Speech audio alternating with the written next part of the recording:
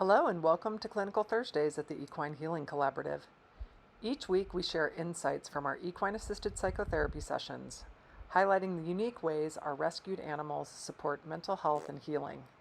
Whether you're a mental health professional, a client, or just curious about our work, we're glad you're here to learn with us. The content shared on Clinical Thursdays is for informational and educational purposes only. It is not a substitute for professional psychotherapy or mental health care. Equine-assisted psychotherapy should only be conducted by a licensed mental health professional trained in this specialized field. Please consult with a qualified therapist for personalized support.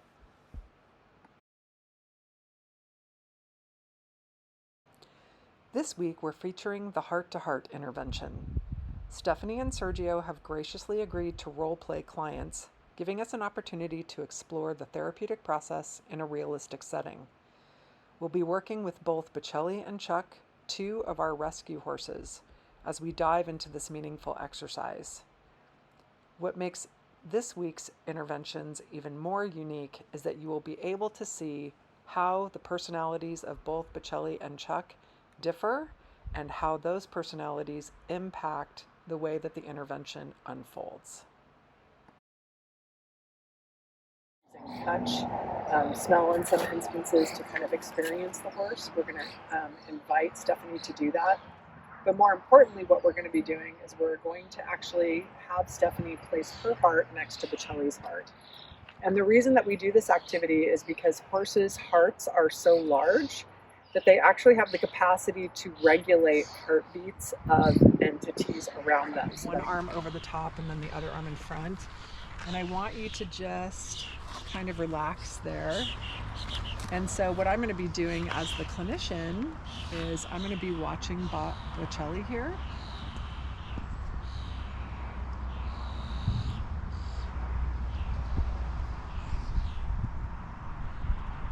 And what I'm looking for is I am looking for him to kind of enter into a deep, relaxed state.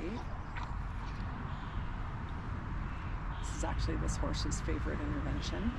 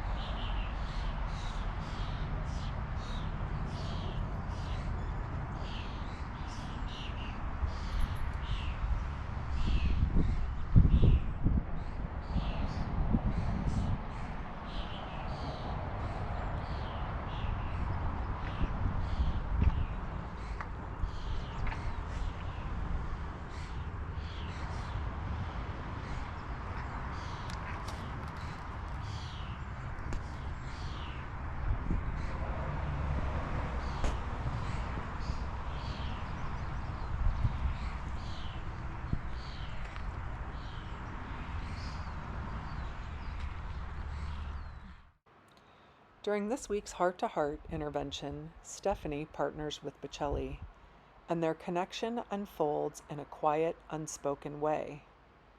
Bocelli, known for his calm and steady presence, mirrors Stephanie's gentle energy, creating a space where words feel unnecessary. They stand heart to heart in stillness, reflecting a mutual trust and understanding without needing to force a connection. This serene moment highlights how sometimes the most meaningful relationships are built through simply being present together. So tell me a little bit about how that was for you. Well, I think it was the first deep breath that I took all day. Okay. Yeah. Okay. And my first positioning, it really does feel like a big warm hug, so I could really use that. And I realized my right hand was on his old injury, and so once I moved that, I could settle in because I was feeling or distressed, like touching there. Whereas I don't feel like that when I'm away from him, but when I'm embracing him, it felt too vulnerable. Okay. Like I was doing that to him. Okay. So once I scooted over, I could land a little bit. So when you're kind of talking a little bit about like touching old injuries or the possibility of like, you know, interfacing with old injuries, what comes up for you?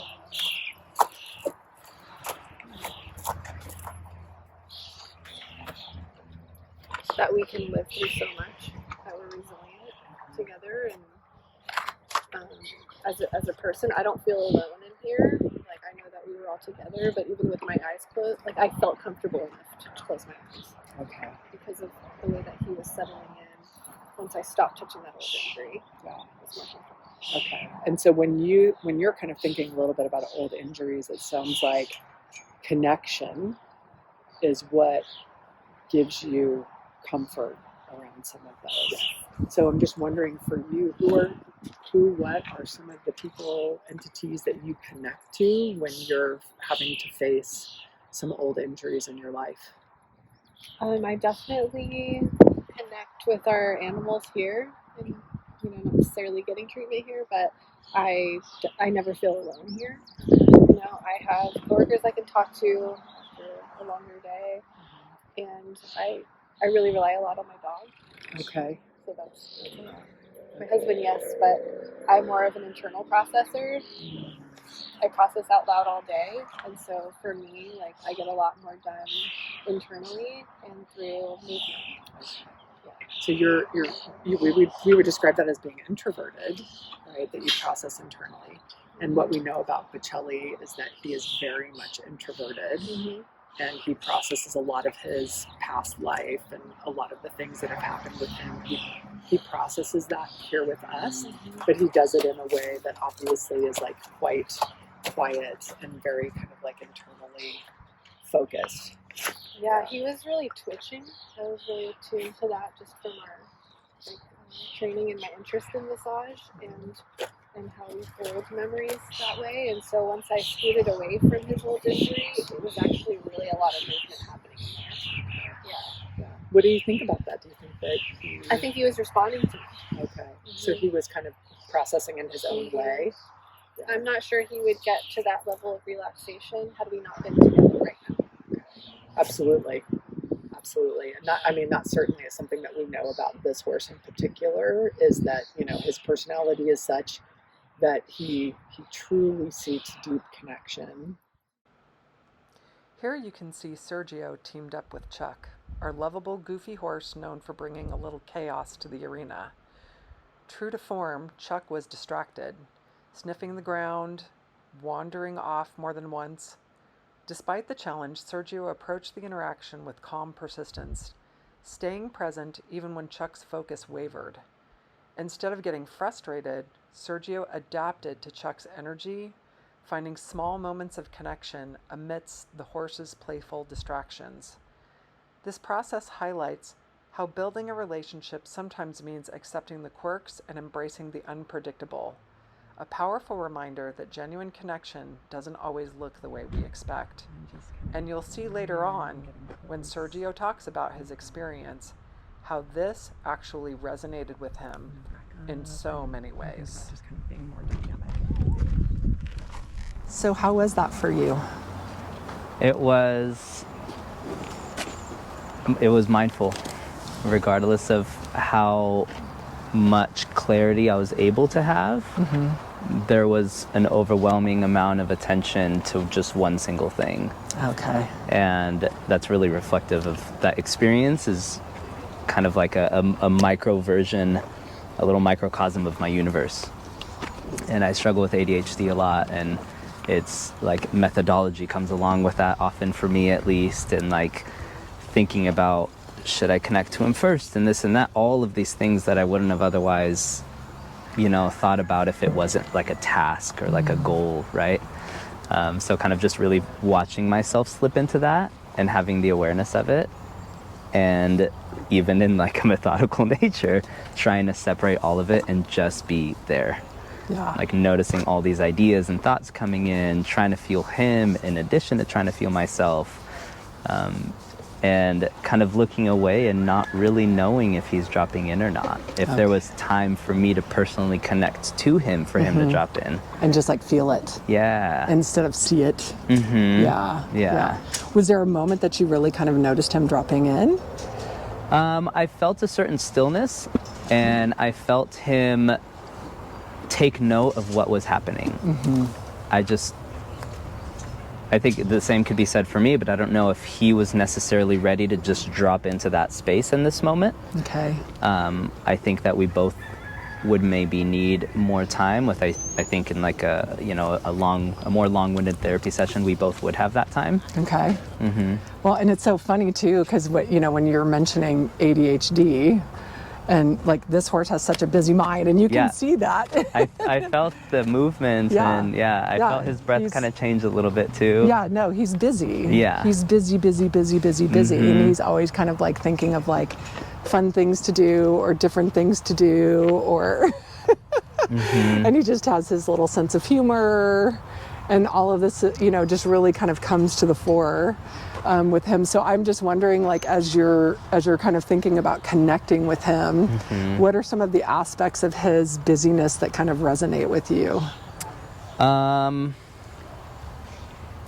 recognizing what's happening and still kind of placing precedent on everything else just by default. Okay.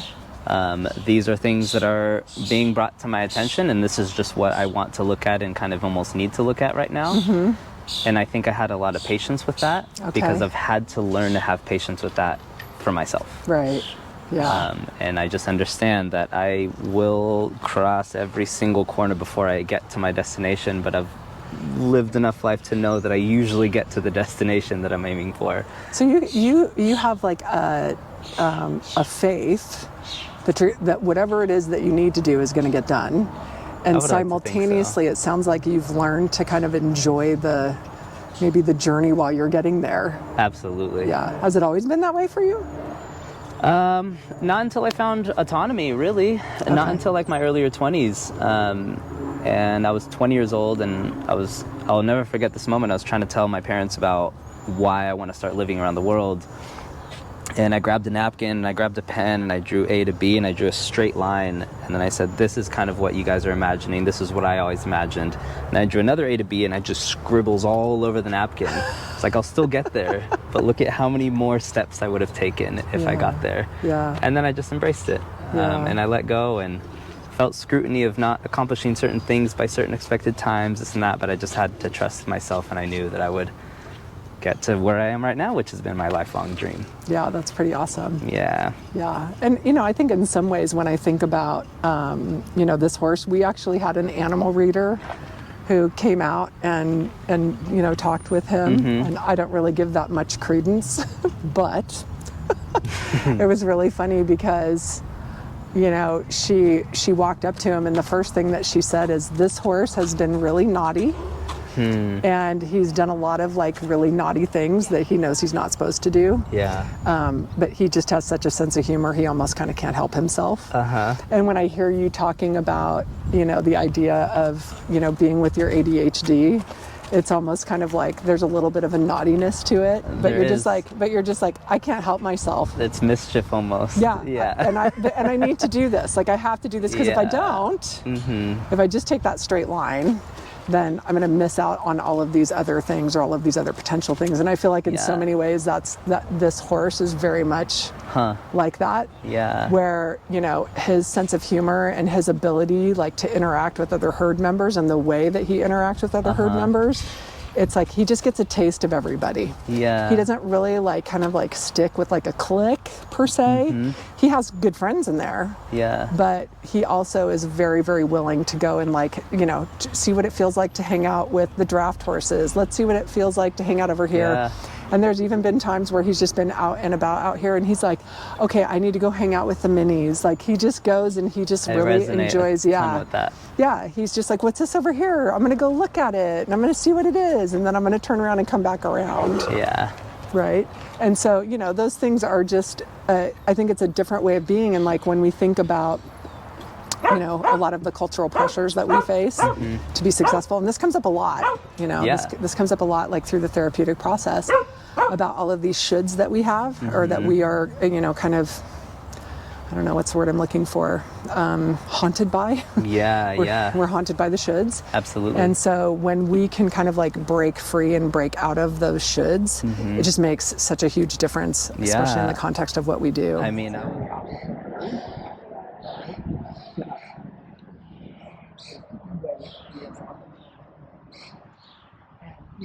his herd is pretty far off in the range, but even though that is true, he still clearly contributing to us.